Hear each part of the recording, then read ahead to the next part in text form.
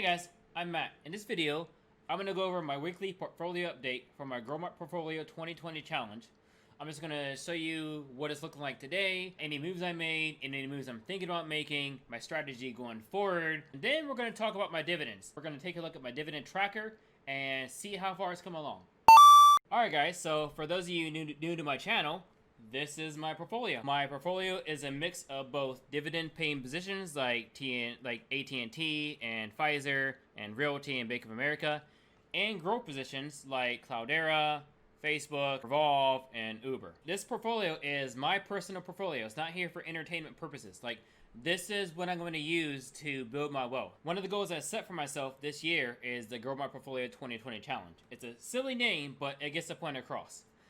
Basically, what I'm trying to do is I want to get this portfolio where it is right now to 25K by December the 31st of this year. So by the end of this year, no matter what happens to the market, whether the market goes on a bull run like it's been doing, or whether the market shits the bed and goes bear. No matter what happens, I'm going to get this portfolio to 25K by the end of the year. My investing strategy, or what it used to be before I started this challenge, was simply to put $1,000 into my money market at the beginning of each month. And then from that $1,000, I would deposit $200 each week into a dividend paying stock, something I already own. I would try to pick the dividend paying position the lowest on the 52-week scale.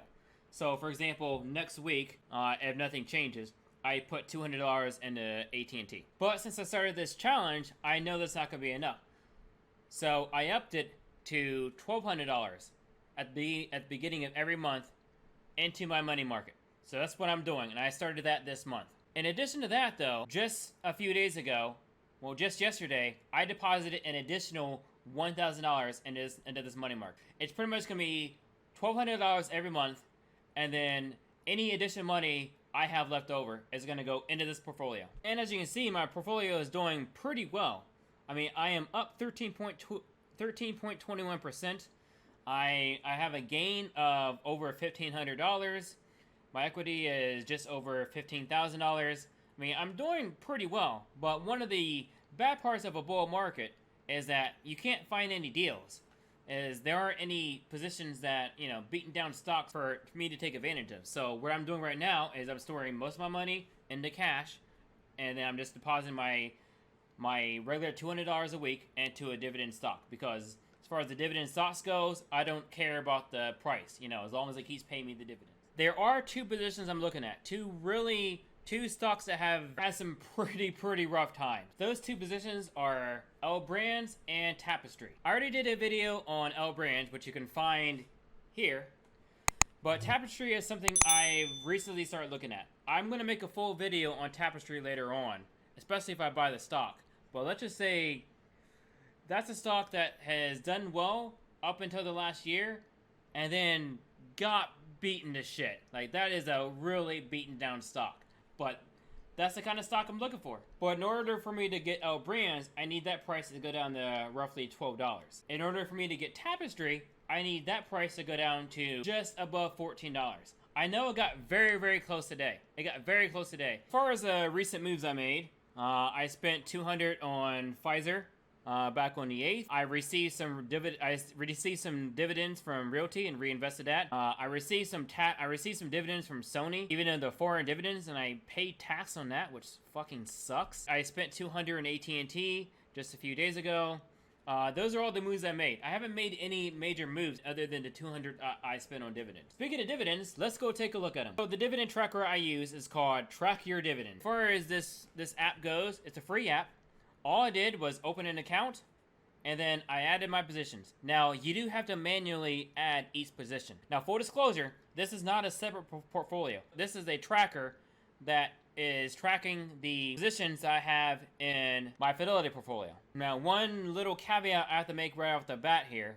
Whenever you add a new position, it doesn't automatically add it. It doesn't link to your Fidelity account. So, let's say I add 2 shares of Bank of America. I have to add it here by adding new holding. I enter Bank of America, add the number of shares, and then I add the price I paid for those shares. But other than that, for a free app, it's really great. I mean, it does show ads, but I don't mind that at all. So from here, you can see the ticker symbol, the shares I own, price the shares are at right now, the average cost. For some reason, my Sony shares aren't showing, but that's probably because it's a foreign company and it's probably not tracking that, but that's fine. The app will show you my portfolio value of all the dividend positions here. It will show you the average dividend yield, which is the yield based on the current price. And then there's yield on cost, which is based on my cost basis. Both of these numbers are very important. But my favorite number is the annual income, because that's how I look at these dividends. You'll see the history and a bunch of other tools in a second, but the most important part for me is that I look at these dividends as an enhancement to my annual income. I look at this as a raise. So as of right now, I have a $305 raise to my annual income this year. Now this number is obviously just an estimate based on what I do. So if I do nothing else for the rest of the year, if I don't add any more shares, if I just do nothing, if I don't even reinvest the dividends, this is how much money I'm going to get every year. But I am adding new shares every week, and I am reinvesting the dividends, so that's just going to compound. Now this app does have a number of free tools. Full disclosure, it will make you sign up for a newsletter before you can access most of these. I did that, and I've only received one newsletter in the entire time I've been using them. I've been using this app for a few months. Their first free tool is diversification. It shows you what sectors my dividend positions are in. As you can see, I very, very heavily lean towards tech. I mean, I'm a network engineer. I know the most about tech. But it's a really cool tool just to see, you know, how your sectors are weighted as far as your dividend positions. Next tool is the upcoming dividends. This tool gives me an estimate of how much I expect to receive in dividends each month. You can see the amount and everything. You can even search by ticker symbol. So let's say I want to see all the cyclical positions. There you go. And this, of course, assumes, again, that I don't add any more shares or reinvest the dividends. Next tool is a new one that they just released called Future Value. Basically shows me an estimate, another estimate of far into the future of what my annual payment is going to be if I do nothing else except for let my portfolio sit.